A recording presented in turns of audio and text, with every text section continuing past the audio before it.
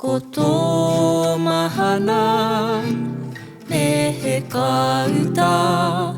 he wahine o miti tangata me he poike pukeke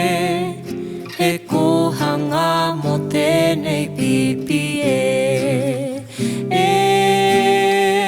te tōtara hai mata ka mau tonu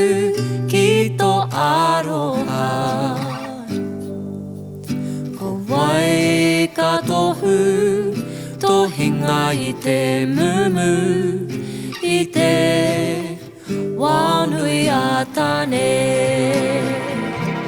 kua hinga he tō